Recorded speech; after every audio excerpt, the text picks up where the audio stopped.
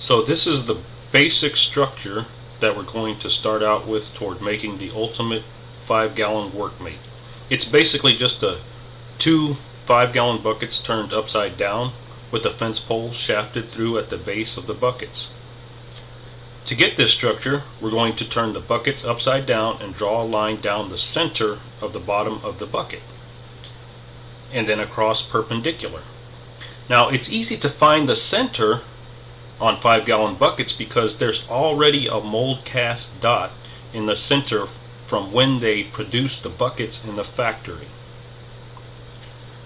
From that line in either direction, you can take your carpenter square and draw a line a little ways down on the outside wall of the bucket. Now about 1.5 inches down on that line, mark your crosshair for where you're going to drill.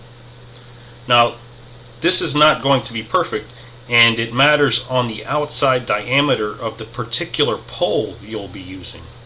The important thing to know is that when you're trying to what you're trying to do is get the pole to just barely touch the inside base of the bucket. But if anything, you'll actually want there to be a gap because you can fill in the gap with glue later. Now go ahead and drill your holes for the pole with a keyhole drill jig. Insert your pole through the buckets. Now there's probably going to be a little gap between your pole insertion and drill holes. Don't worry about that. You can fill in the gaps with glue later. Plus it's going to be braced a different way, as you'll see later in the video. So this is basically what it should look like on the inside of your buckets at this point.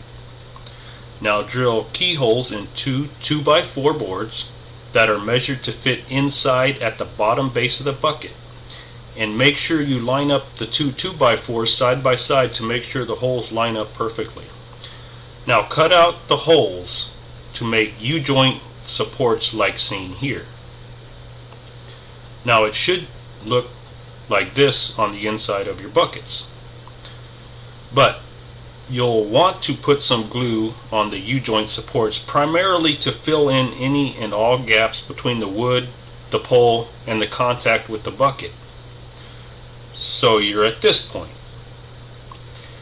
and there's probably going to be gaps between the butt ends of the 2x4s and the inside wall of the buckets, and also underneath the 2x4s in the base of the bucket, and the pole and the base of the bucket.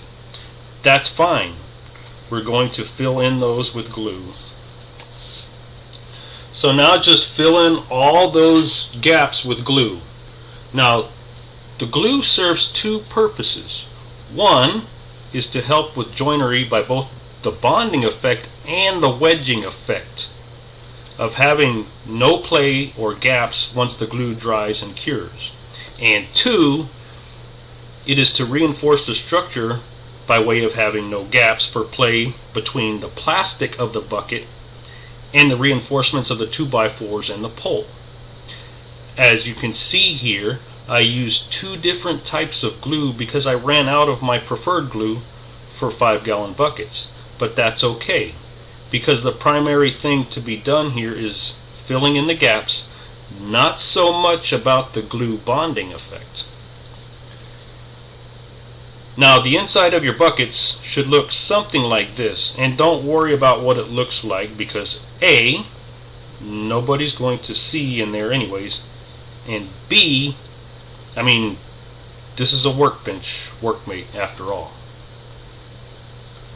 Now drill two pilot holes and screw in by hand 2 each screws into the buckets from the outside into the butt ends of the 2x4s on each side of the buckets. So now you've got your basic fundamental structure. And if you want to have any hanging hooks for tools or whatnot, now is the time to install those. I'm not really so much into installing these on the Workmate because you're probably going to have plenty of storage and tool holding capacity elsewhere on the project. But if you want to, make sure that you screw it into a small piece of wood, so the screws for the hanging hook have something to bite into and not just the plastic of the bucket. Now you're going to cut in your access apertures if you want them. Now to do that, I recommend going to the tutorial page of 5-gallon bucket projects at advicestar.com to see how you can outline the layout of your apertures. Measure it according to whatever PVC or other supporting structure will be inserted through the access aperture. You don't want to leave just the cutout of the aperture as your access aperture, because it will make the buckets weaker, and therefore your entire Workmate structure will be weaker if you don't reinforce it with something like PVC tubing. Then you'll glue and fill in any gaps of your supporting PVC or whatever you used to brace your access aperture. Next, you're going to glue your lid to the opening crown of the bucket. This is important as it will make your Workmate much more structurally stronger.